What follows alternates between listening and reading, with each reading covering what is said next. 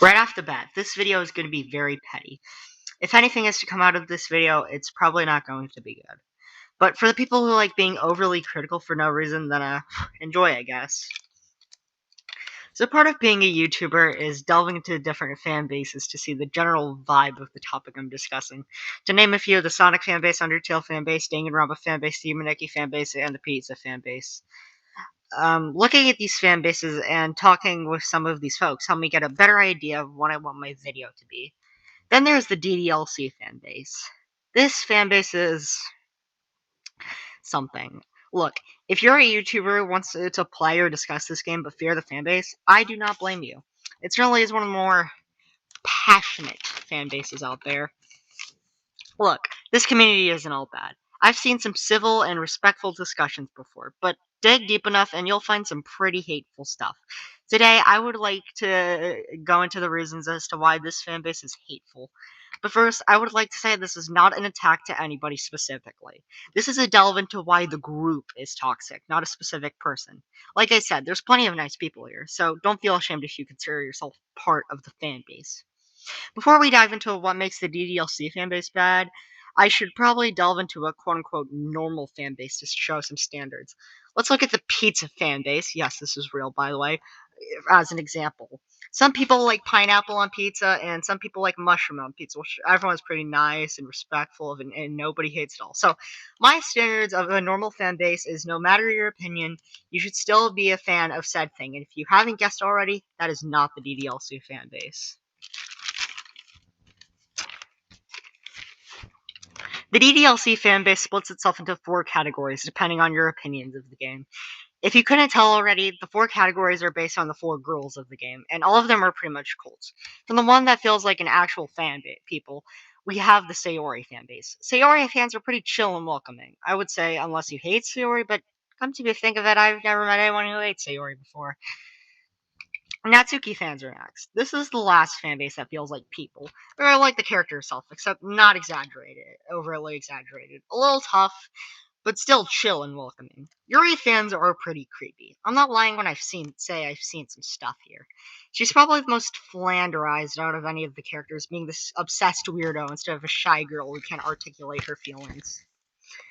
It's also worth noting that of the character-only mods, the Yuri one is has the most controversial dev team behind it. And lastly, we have Monica fans. Gotta be real, most of my aggression of this character comes towards the fans. Just like Yuri fans, Monica fans don't know what an opinion is, and are pretty hostile towards haters. In fact, that's what I would call Monica fans. Yuri fans, but a little worse. For you see, while Yuri fans have tons of dedicated artists, Monica fans have an mantra. They're just Monica saying it, one of gaming's most iconic sayings, and basically the motto of the Monica fan. And seeing this everyone gets so annoying and repetitive. I'm not kidding when I say Yuri fans or Monica fans are cults, worshipping their masters. It's interesting how many people bundle these two together. In general, almost everyone is down at their throats, bickering who is the best girl, with some more hostile than others. Now, you may ask why these people act like this, and I think I have a theory. Something called media literacy. To explain, let's look at the more chill fans, Sayori and Natsuki. There's actually a reason in-game as to how these people's personalities are affected, which is both of these characters are nice. Sayori, obviously, she's the heart of the club who keeps everybody in check, for lack of a better word. And Natsuki, while you may first see her as a jerk, you could still see she's a good person. In one of her hangout sessions, she lets you read some of her prized manga, which she's very protective of. And not to mention, she makes cupcakes for everybody. How can you not call her a good person?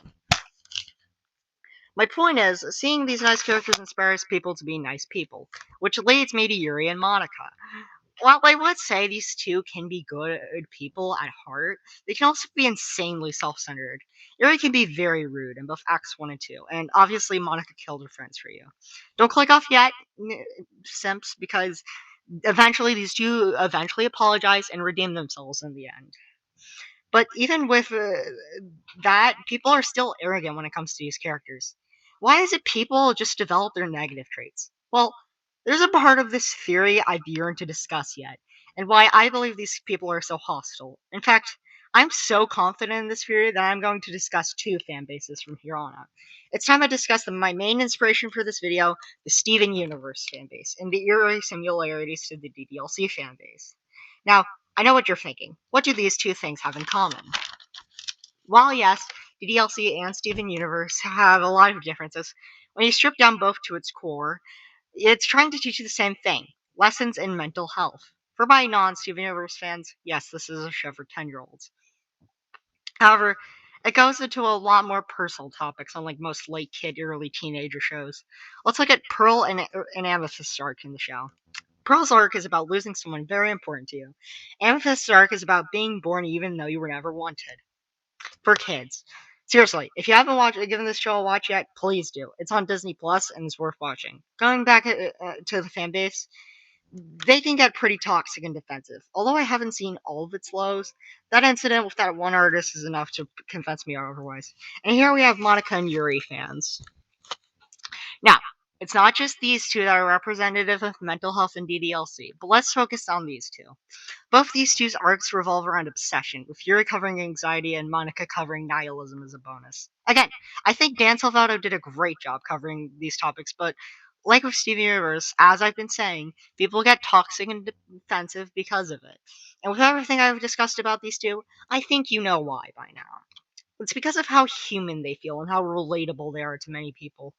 These characters really mess up at times, but above all else, they try their best to change and grow. If that doesn't feel human, I don't know what is. That said, I unfortunately have to pull the "it's fiction" card, as there will be haters and everything. My advice is, unless it's not for really petty reasons, maybe hear what they got to say. After all, nothing's perfect. And besides, nobody can take away your experience. Talking personal, when I wrote my Yuma Nikki video, I tried to understand why haters didn't like the video, and I found that I agreed with some of the criticisms. And yet, it's still a top 5 game for me. None of the haters took that away from me. So let's all stop being petty and listen to what others got to say. Thanks for watching.